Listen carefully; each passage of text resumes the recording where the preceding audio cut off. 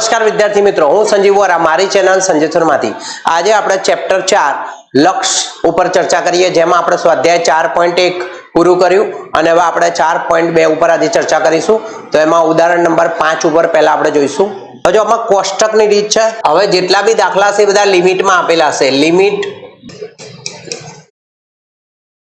તો અહીંયા limit x tends to 3 અને ટેન્ડ્સ ટુ કહેવાય, બરાબર। 2x + 5 આવી તમને રકમ આપી છે। હવે માની લો કે આની અંદર હું લિમિટ કાઢી નાખું અને આ x ની જગ્યાએ જે રકમ આપી છે એ રકમ આપણે આમાં મૂકીએ 3, તો અહીંયાથી આપણે લિમિટ નીકળી જશે, કેમ કે અહીંયા આપણે શું કર્યું, જે x ની રકમ હતી આપણે આમાં મૂકી, તો અહીંયા આપણી પાસે જવાબ શું આવશે?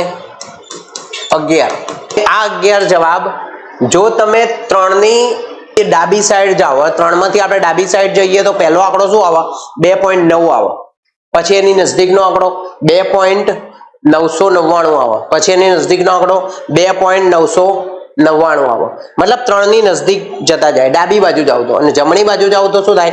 3.1, પછી 3.01, પછી 3.001, પછી 3.0001 આવી રીતે।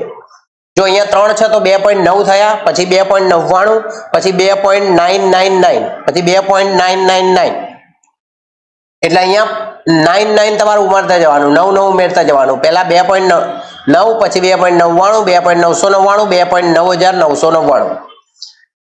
હવે બાજુવાળી જે રકમ છે fx વાળી રકમ, જેમ કે અહીંયા આપણે કરીએ કે f2, અહીંયા અમે f ની અંદર 3 મૂક્યા, એટલે કે x ની અંદર 3 મૂક્યા, ત્યારે આપણને જવાબ મળ્યો 11।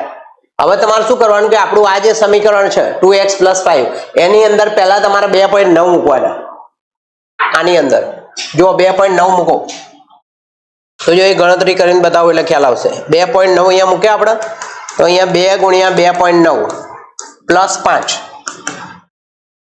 તો અહીંયા +5, અહીંયા આવશે તમારા 5.8, તો અહીંયા આવશે 10.8। જો 10.8 આવી ગયા, જોઈ લો અહીંયા રકમ 10.8 આવી ગયા।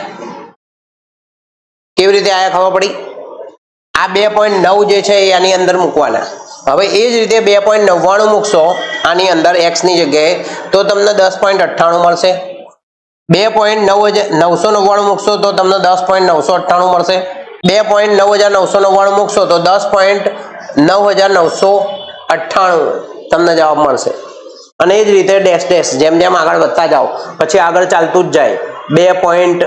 અહીંયા 4 વખત 9 લખ્યા, ભાઈ 5 વખત 9, ભાઈ 6 વખત 9, આવું ચાલતું જ જાય, અનંત અંતરે લેવામાં આવે। એટલે આપણે ટપકા કરીને બતાવી દેવાનું, 4-5 રકમ લેવાની। હવે આ બાજુની કિંમતો લઈએ તો અહીંયા બી એ જ સિસ્ટમ કરશે। 3.1, જેમ કે અહીંયા આપણે fx ની જગ્યાએ મૂકીએ 3.1, અહીંયા 3.1 મૂકો fx ની જગ્યાએ, તો અહીંયા 2 3.1 + 5, તો અહીંયા આવશે 6.2 + 5, તો બરાબર 11.2। તો જો 11.2 આવી ગયા। પછી 3.01 મૂકશો તો 11.02 આવશે। 3.001 મૂકશો તો 11.002 આવશે, અને 3.0001 કરશો તો 11.0002 આવશે। તો કોષ્ટકની દ્રષ્ટિએ આપણે જોઈએ તો તમે જુઓ 10.8, 10.98, 10.9 આ બધી રકમો 11 ની નજીક જ આવી ને, અને આમાં બી આ બધી રકમો જો 11 ની નજીક આવી કે ના આવી? પરફેક્ટ 11 ની આવી, પણ 11 ની આજુબાજુ આવી। એટલે જે રકમ તમે અહીંયા રકમ મૂકીને તમને સીધો જવાબ મળ્યો 11, કોષ્ટકની દ્રષ્ટિથી તમારે આ જવાબ લાવવાનો 11 ની આસપાસ। એટલે કોષ્ટકમાં આમાં રકમ મૂકીને જવાબ નહીં લાવવાનો, કોષ્ટકની દ્રષ્ટિથી આપણે જવાબ લાવવાનો।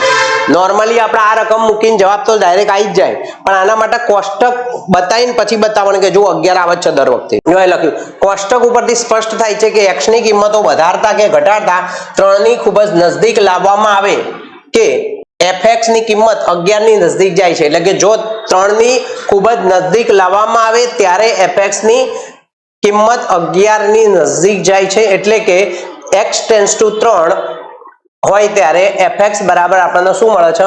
11 મળે છે જવાબ। આનો જવાબ આપણને મળે છે 11 અહીંયા। ઉદાહરણ નંબર 6, એમાં બીજું અહીંયા તમને આપેલા છે x ટેન્ડ્સ ટુ -1। અહીંયા આપણી પાસે કેટલા છે? x tends to -1। જો અહીંયા, તો અહીંયા તમારે x ની જગ્યાએ -1 મૂકવાનું, -1 નો સ્ક્વેર।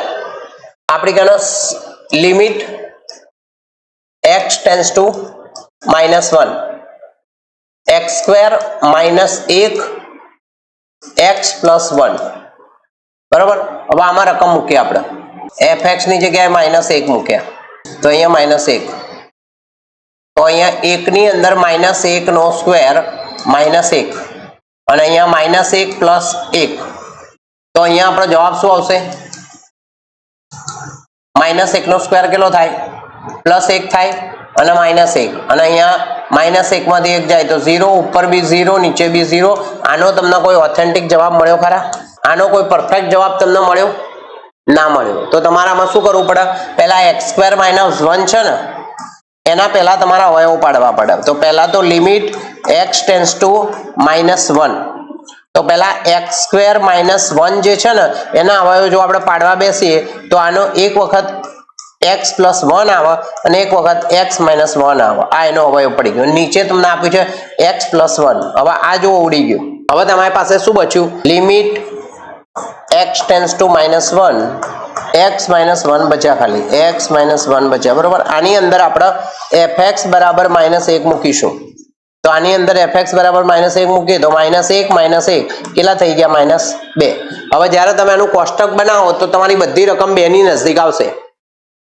તો કોષ્ટક જોઈએ. હવે કોષ્ટકમાં પહેલા -1 છે તો -1 ની ડાબી તરફ જાઓ ને તો રકમો 0.9 એવું ના થાય, 1.1 થઈ જાય. કેમ કે માઇનસ માઇનસ પ્લસ થાય. કેમ કે ડાબી બાજુનું આપણે શોધવા માટે તમારી પાસે -1 આપ્યા હોય તો ડાબી બાજુનું શોધવા માટે -0.1 આમાં એડ કરવા પડે. તો કેટલા થયા? 1.1. એટલે અહીંયા આવશે -1.1. અને પેલી બાજુ જમણી બાજુ શું કરવું પડે? -1 માંથી પ્લસ 0.1 ઉમેરવા પડે. હવે -1 માં તમે 0.1 ઉમેરો તો તમારો જવાબ શું આવે? -0.9. તો જો -0.9 થઈ ગયો. -0.9 એટલે માઇનસમાં શું થાય? ઉપર કરતા ઉલટું થઈ જાય. જો ઉપરમાં શું થતું હતું? 0.9 આ બાજુ આવતા હતા અને 1.1 પેલી બાજુ આવતા હતા. પણ એક શું હતું? પ્લસ હતું એટલે.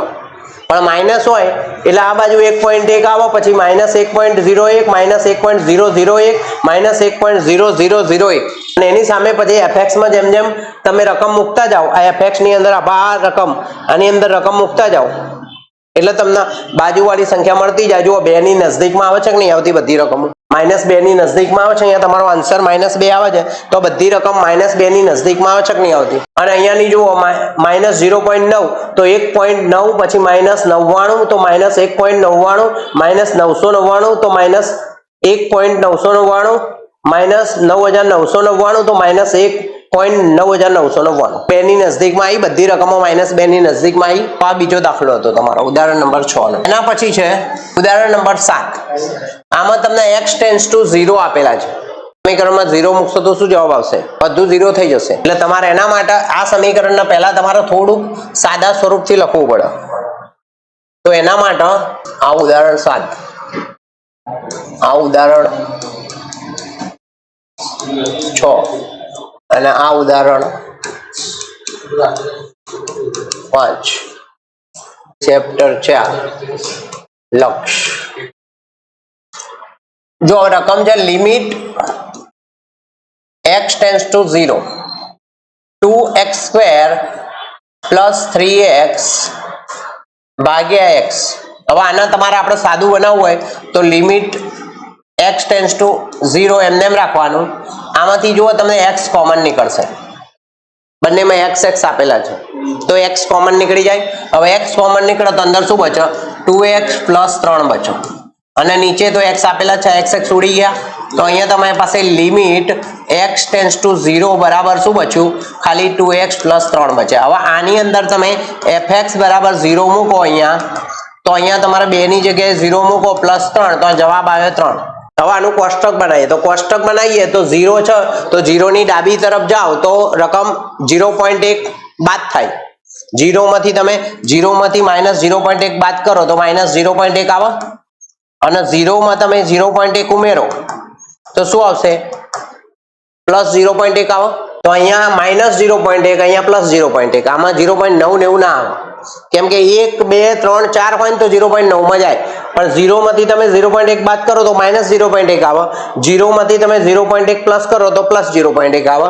હવે 0.1 આયા પછીનું સિસ્ટમમાં તમારા -0.001 -0.001 -0.0001 અને આ બાજુ +0.1 +0.001 +0.001 +0.0001 અને એ આમાં મૂકો એટલે જુઓ 3 ની નજદીકમાં વેલ્યુ જાય છે કે નહીં જતી? બધી રકમો જુઓ 3 ની નજદીકમાં જશે. અહીંયા -0.1 મૂકો બરોબર, અહીંયા વચ્ચે 2, અહીંયા -0.1 પ્લસ અહીંયા 3 છે બરોબર. હવે આ શું થઈ ગયું? પદ 0.2 થઈ ગયું +3, 3 માંથી 0.2 બાદ જાય તમારો જવાબ આવશે 2.8.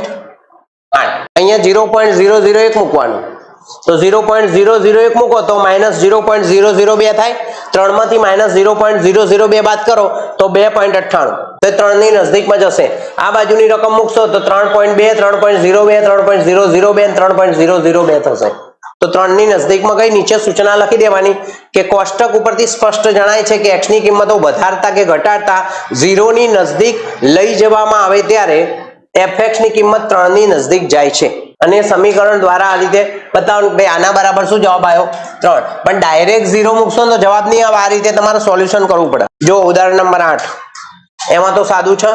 ઉદાહરણ 9 માં જુઓ અવયવ પાડવાના છે. આમાં અવયવ પડશે 3x² - 4x - 4x² - 4, આના અવયવ પડશે. સ્વાધ્યાય 4.2 માં જુઓ પહેલો દાખલો ઉદાહરણ નંબર 5 જેવો છે.